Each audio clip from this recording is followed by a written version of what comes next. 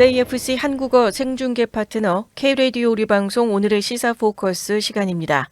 이 시간은 고향의 맛을 전해드리는 미국 최대 아시안 슈퍼마켓 체인 H마트, 전미주 단독, 대한항공 최우수 1등 대리점, 관광도 1등, 티켓도 1등, 213-427-5500, 3호관광, 40년 동안 이민 전문 변호사, 213-480-7711, 제임송 변호사 공동 제공입니다. 이란 사태가 진행 중인 가운데 요즘 언론 가운데에서 보면 미국의 행동을 두고 협박이다, 으름장이다 라는 표현이 나올 때가 있습니다. 하지만 이거는 나무 한 그루는 보면서 숲 전체를 보지 못하는 것과 같습니다. 모닝와이드와 함께 하시면서 지금의 미국의 모습을 방향성을 제대로 잡고 간파를 하면서 미국이라고 하는 거대한 항공모함이 지금 어디를 향해서 왜 얼마나 빠른 속도로 움직이고 있는지 그 항로를 오늘 함께 짚어보도록 하겠습니다.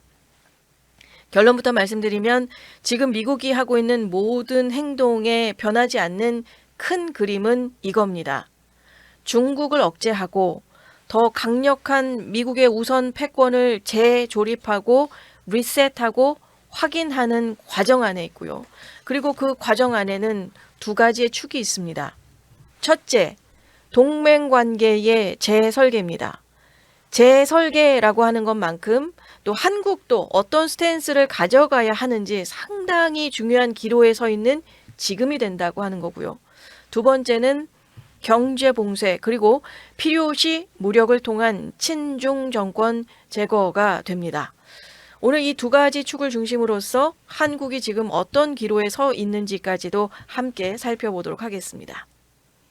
첫 번째로 많은 분들이 이런 의문을 가지고 있습니다. 미국이 도대체 왜 이러냐? 본인들이 만든 세계 질서를 본인이 부수고 있다. 이런 표현도 있습니다. 맞습니다. 정확하게 보셨습니다. 미국은요, 지금 미국이 만들어 놓고 있었던 판을 뒤집고 있는 겁니다. 여기에서 질문입니다. 왜 그럴까요? 이걸 이해하려면 2차 세계대전 이후에 미국이 어떤 나라였는지를 우리가 잠깐 시간을 거슬러 가보겠습니다. 인류 역사상 제국이라고 불린 나라들 생각해 보면 로마 그랬고요. 몽골 제국, 대영 제국, 이 나라들의 공통점은 뭐냐면 수탈입니다. 식민지의 자원을 빼앗아서 또 본국을 살찌우는 방식으로 간 제국이죠. 인도의 면화를 빼앗아서 영국이 산업혁명을 이룬 거잖아요. 이게 바로 제국의 방식입니다. 그런데 2차 대전 이후에 미국은 좀 달랐습니다. 아니, 완전히 달랐습니다. 예전의 제국 나라들처럼 미국에 있었다면 지금 아마 세계 지도가 완전히 다른 그림일지도 모르죠. 하지만 그렇지 않았다는 겁니다. 미국은 우드로 윌슨의 독립주의를 천명하면서 또 유럽을 향해서 마샬 플랜도 제시하면서 미국의 거대한 내수 시장을 전 세계에 열었습니다. 그리고 큰 아젠다가 제시된 것은 단 하나, 공산권에 맞서고 미국 편 하면 너희 물건 우리가 다 사줄게. 그게 미국이었다는 겁니다. 미국의 제안이 이랬고 그래서 한국도 일본도 독일도 초고속 성장을 할 수 있었던 배경도 바로 이겁니다. 지금의 유럽도 미국에서의 지원과 원조가 아니었다면 지금의 유럽이 있을 수가 없었겠죠. 미국이 물건을 사줬기 때문입니다. 미국의 시장이 열려 있었기 때문입니다. 거기에 플러스 미국은 전 세계 바다의 항로를 지켰습니다. 항행의 자유, 미국의 해군이 전 세계 바다를 순찰하면서 각 대양별의 함대들이 있잖아요. 그 함대들이 지금 물론 이란 문제 때문에 이란 쪽에 좀 많이 집중해져 있기는 하지만 어느 나라든 누구든 안전하게 무역할 수 있게끔 해주고 있었다는 겁니다. 예전에는 상선이 이동하려면 자국 군함이 호위를 해야 했었죠. 그런데 미국 덕분에 군함 한 척 없는 작은 나라들도 전 세계에 물건을 팔 수 있게 됐었던 겁니다. 여기에서 끝이 아니었습니다. 2차 세계대전 이후에 미국에서 UN, IMF, 세계은행 같은 다자주의 기구들을 만들었습니다. 압도적인 힘을 가지고 있는 미국은 제국이라는 옷을 입지 않았다는 거죠. 스스로 시스템 안에 자신을 가두는 형식을 택했습니다. 덕분에 작은 나라들도 국제사회에서 목소리를 낼 수 있게 됐습니다. 인류 역사상 이런 패권국은 없었습니다. 그래서 팍스 아메리카나, 미국이 이끄는 평화의 시대라고 부르고 있었던 겁니다. 그런데 여기서 아이러니한 상황이 벌어집니다. 미국이 만들었었던 이 자유무역 질서에서 지금 누가 제일 큰 혜택을 본 거였었냐면 바로 중국입니다. 중국이 미국이 만들어 놓고 세팅했던 판에서 가장 빠르게 올라갔고 세계 공장이 됐습니다. 세계화 시대에서 가장 큰 수혜자가 중국이었다는 건 아무도 부인을 못할 겁니다. 그런데 이러한 중국이 이제 미국의 패권에 도전을 하고 있습니다. 미국의 입장에서 보면 미국이 키워준 건데 이제 미국한테 대드네? 라는 상황이 발생을 하고 있는 거죠. 트럼프 대통령이 중국을 향해서 our enemy라고 표현한 건 그만한 이유가 있어서입니다. 미국의 전략적인 판단을 그대로 드러낸 것이 됩니다. 그래서 미국이 지금 판을 다시 짜고 있는 겁니다. 국제 질서에서의 지각 변동과 재편을 보여주고 있습니다. 이거는 공화당이냐 민주당이냐의 문제가 아닙니다. 민주당 행정부라고 할지라도 이미 바이든 때도 이미 대중국 노선에 대해서는 방향성을 잡고 있었습니다. 그러니까 미국이 가지고 있는 큰 그림과 방향성, 이것은 공화당이냐 민주당이냐를 따라서 달라지지 않고 거대한 큰 항공모함이 이미 방향을 잡았다라고 하는 걸 우리가 직시할 필요가 있습니다. 이렇게 큰 그림을 일단 잡아놓은 상태에서 조금 깊이 있게 들어가 보겠습니다. 미국이 절대 빼앗기지 않으려고 하는 패권 4대 기둥이 있습니다. 탑4죠. 이 4가지가 동시에 도전을 받고 있기 때문에 미국이 지금 속도전을 가지면서 움직인다는 겁니다. 미국이 사실 뭐 하나 바꾸는데 시간이 상당히 많이 걸리는 나라임에도 불구하고 지금 이 패권에 대해서는 상당한 속도를 내면서 항로를 하고 있는 겁니다. 하나하나를 살펴보면 첫 번째 기둥은 바로 금융패권입니다. 달러죠. 달러. 전 세계 무역의 기축통화입니다. 전 세계 어느 나라끼리 무역을 해도 결제는 달러로 합니다. 브라질과 인도네시아가 거래를 해도 달러를 쓰는 거죠. 왜냐하면 달러가 가장 믿을 수 있는 돈이기 때문입니다. 거기에다가 스위프트라는 국제결제망이 있어서 전 세계 은행들 사이에서 돈이 오가는 통로죠. 이 통로를 스위프트라고 하는 시스템으로 만들어 놓고 만약에 국제결제망에서 퇴출이 되면 그 나라는 무역을 할 수가 없는 겁니다. 그러니까 기업도 망하고 나라도 망하는, 지금 이란이 대표적인 예가 되죠. 그런데 지금 중국과 러시아를 중심으로 탈달러화 움직임이 가속화되고 있습니다. 달러 없이 거래하는 방법을 찾는 거고 디지털 위안화 같은 게 그 맥락이고, 미국의 입장에서는 이것은 핵심 무기가 무력화되는 상황이 된다는 거죠. 그리고 여기에서 또 질문은 중국과 러시아 둘 다 탈달러화를 움직이는데 왜 하필 중국이냐, 러시아는 그냥 두고, 여기에 대한 답을 준다면 러시아의 경우는 중국 정도로 심하지는 않은 거죠. 그러니까 미국 패권에 맞짱을 뜨려고 한다든지 도전하는 정도는 또 아니라는 겁니다. 러시아의 경우는 유럽이 좀 얄미워서 유럽에서의 러시아의 존재를 드러내려고 하는 정도지 미국의 패권을 도전하려고 하는 정도는 아니니까 러시아보다는 중국을 좀 더 문제 있게 보고 있는 겁니다. 자, 이렇게 첫 번째 기둥인 금융 패권이 있고요. 두 번째 기둥은 바로 에너지 패권입니다. 석유는 달러로 결제한다. 이게 미국 패권의 또 다른 핵심이죠. 석유를 사려면 달러가 필요하니까 전 세계가 달러 보유하고 그러면서 달러의 패권이 유지가 되는 겁니다.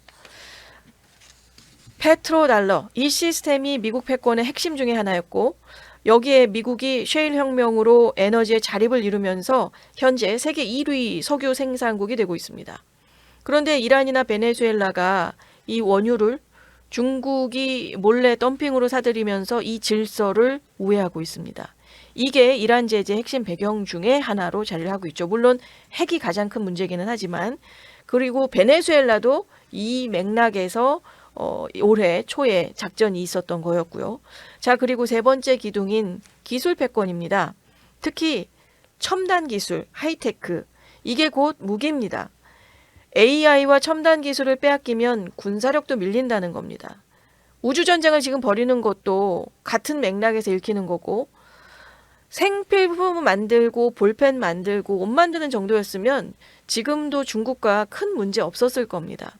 그런데 중국의 첨단 기술 추격 속도가 너무 빠르고 우주 개발, 로봇 개발 등등의 플러스 AI 발전이 이를 더 가속화하고 있다는 겁니다. AI의 발전 속도 너무 빠르죠.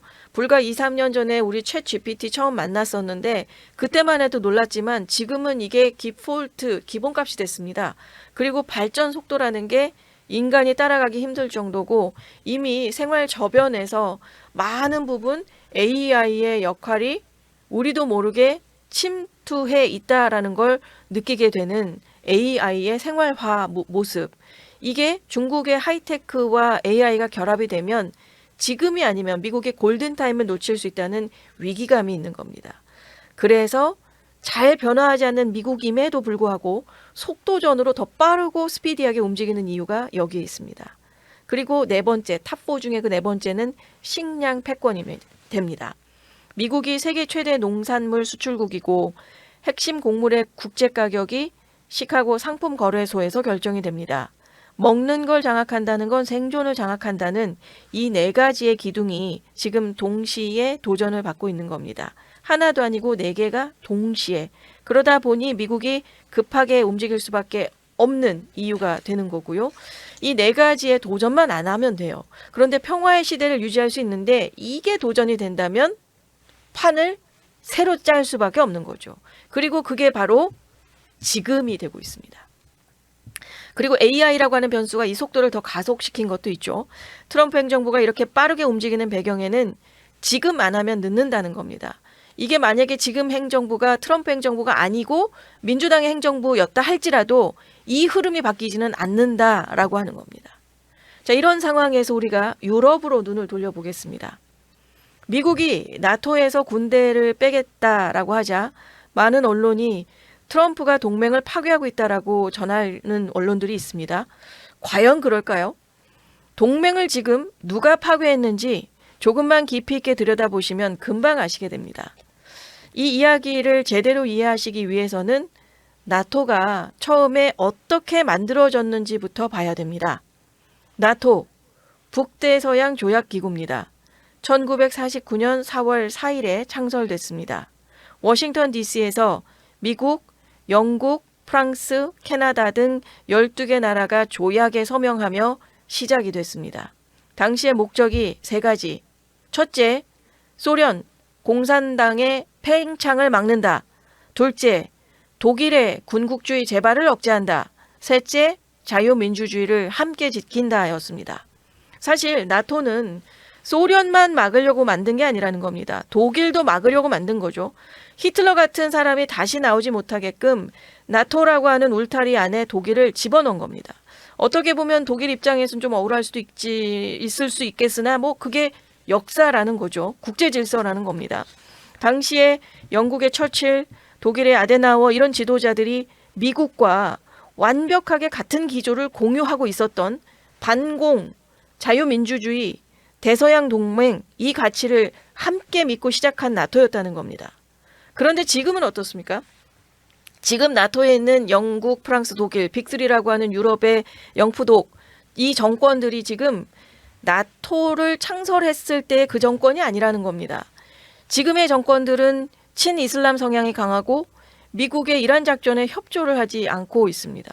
그리고 구체적으로 보면 스페인 같은 경우도 미군 기지 사용이나 미국의 미사일 영공 통과를 제한했고 또 이탈리아도 특정 군사 작전에 그 기지 사용을 허락하지 않았고 독일 메르츠 총리는 미국이 이란에게 의해서 굴욕당한다 이런 발언을 하면서 미국이 격분한 정도 있었고 여기에 트럼프 대통령의 반응이 어땠냐면 스페인을 향해서는 absolutely horrible이라고 하고 이탈리아를 향해서는 아무런 도움이 더 안 됐다라고 주장하고 그러면서 지난 주말에 핫 이슈가 됐던 독일 주둔 미군 5,000명 철수가 공식 발표가 된 겁니다. 독일에 현재 약 36,000 그리고 이탈리아에 13,000 스페인에 약 4,000명이 있습니다. 그리고 이탈리아와 스페인에서도 철수를 하겠다라는 시사가 있었고 왜 안 되느냐라는 말까지 한 상황이 지금 되고 있죠. 여기에 대해서 의회에서 이것을 막으려는 움직임이 있습니다. 현행 국방수권법에 따르면 유럽을 주둔하고 있는 미군을 7만 6천 명 이하로 줄이기 위해서는 의회에 보고를 하고 인증을 받아야 됩니다. 그래서 미국이 나라들 사이에 병력을 재배치하는 방식으로 이것을 우회 카드로 활용할 것이라는 겁니다. 전체 숫자는 줄이지 않고 독일에서 폴란드로 옮기는 방식인 거죠. 여기에서 가장 중요한 질문입니다. 미국이 진짜로 나토에서 나가려고 하는 건가? 그게 아니라는 겁니다. 미국에게 유럽은 서구 문명의 오리진이고 미국의 기원입니다. 그러니까 미국인들의 조상이 유럽에서 건너온 사람들이니까 또 유럽도 미국을 필요로 하고 미국도 유럽을 필요로 합니다. 그런데 지금 나오고 있는 일련의 행동이나 발언들의 진짜 의미는 뭐냐면 원래의 유럽으로 돌아오라라고 하는 겁니다.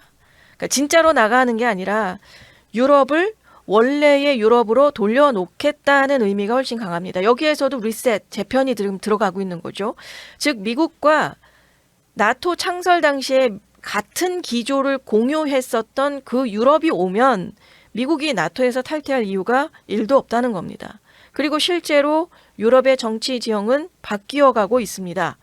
영국의 경우도 영국의 트럼프라고 하는 사람이 지금 지지율 1위를 달리고 있고 또 프랑스에서도 르팽이 2위와 무려 18%포인트 격차를 벌이면서 앞서가고 있고 독일에서도 AfD의 그 대표가 차기 총리 후보로 거론되면서 빅3는 하고 있는 지금 영푸독 현재 정권에서 지금 다른 정권으로 1, 2년 사이에 쉬프트, 전환의 시기들이 이제 바뀌게 된다고 하는 거죠.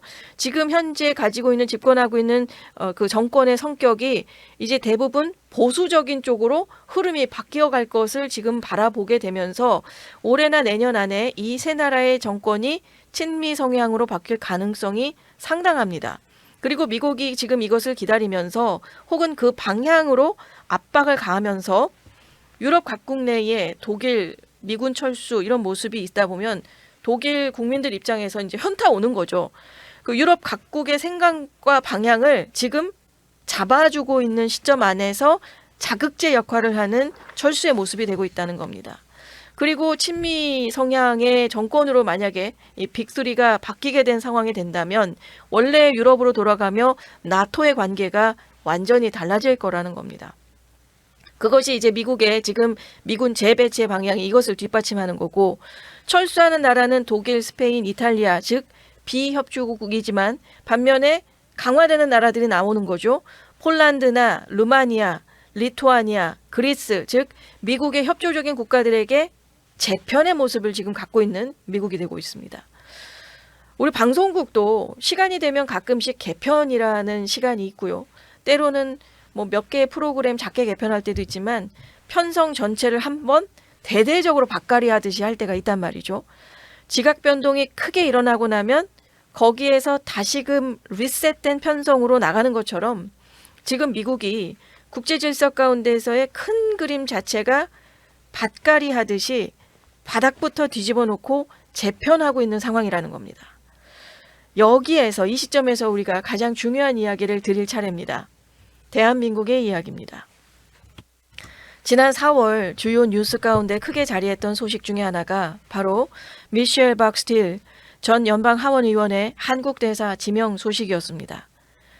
이 소식을 접했을 때 저는요, 미국이 한국을 지금 어떻게 보고 있는지가 이 한 사람의 인사카드에 다 담겨 있구나 싶었습니다. 왜 그렇게 느꼈는지 하나씩 풀어드리겠습니다.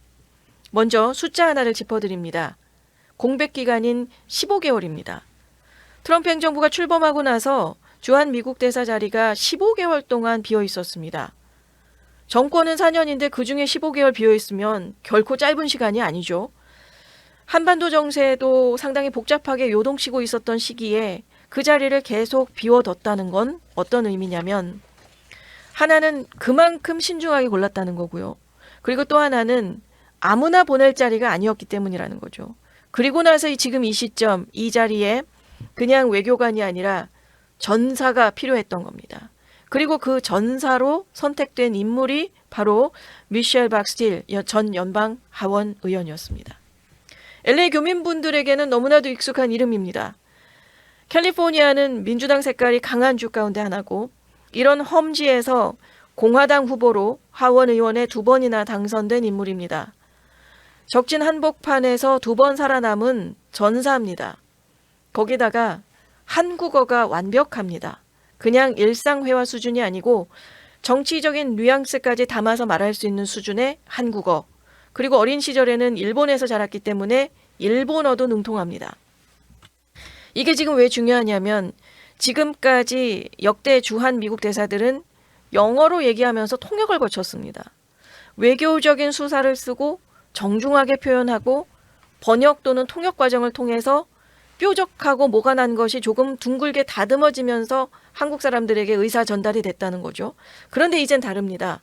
미국이 하고 싶은 말을 한국말로 직접 실시간으로 꽂아 넣을 수 있는, 전달할 수 있는 인물이 한국으로 가는 겁니다. 번역 필터가 사라진다는 건 그 메시지의 무게감이 완전히 달라진다는 겁니다. 아마 15개월의 공백을 무색하게 할 거라는 겁니다. 그리고 그동안의 미셸 박스틸 의원의 발언들을 보면 미국의 전략 방향이 아주 선명하게 보입니다. 지명 직후 한 발언 중에는 대만이 침공당할 경우 한국과 일본 군대가 즉각 투입돼야 된다고 했습니다. 이게 외교적으로 얼마나 파격적인 발언이냐면 대사 지명 직후에 임명도 되기 전에 이런 말을 꺼냈다는 건 개인 의견이 아니라 미국이 한국에게 보내는 메시지라는 겁니다.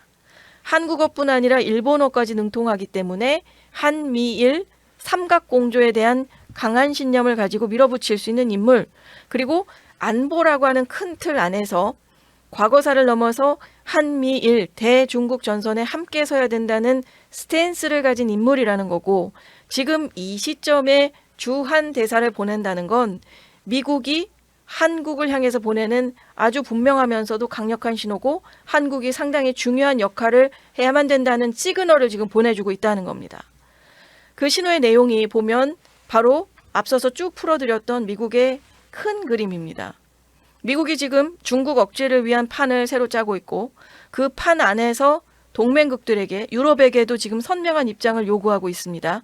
협조하는 나라는 강화하고 협조 안 하는 나라는 재편하는 방식을 지금 보여주고 있습니다. 그리고 유럽에서 그 모습을 우리가 어깨 너머로 보고 있어요.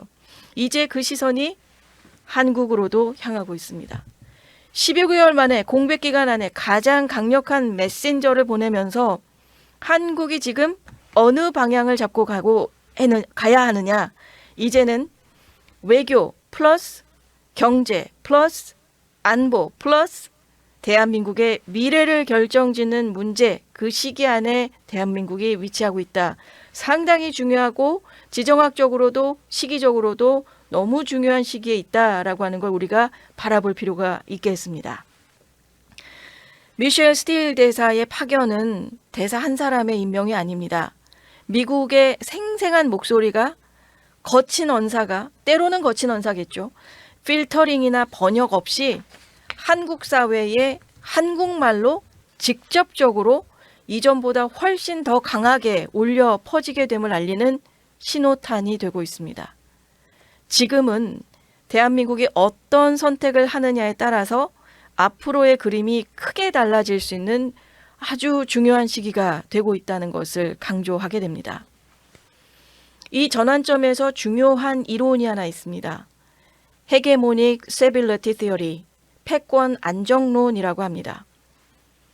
패권국이 자신의 이익만을 추구하지 않고 국제사회를 위해서 일정 부분 희생을 하고 질서를 유지할 때 비로소 진정한 평화가 온다는 이론입니다. 그리고 미국이 2차 대전 이후에 그 역할을 해왔습니다. 미국이 시장을 열었고 안보를 제공하고 국제기구를 만들었습니다. 이게 패권 안정론이 현실에서 작동한 사례가 됩니다. 그러한 미국이 지금 그 방식을 바꾸려 하고 있습니다. 새로운 패권 유지 방식을 찾고 있습니다. 성공할 수도 있고 실패할 수도 있습니다. 아무도 모릅니다. 그런데 한 가지 분명한 건 우리가 살고 있는 지금의 이 시대가 이전과는 완전히 다른 새로운 질서로 진입하고 있다는 겁니다.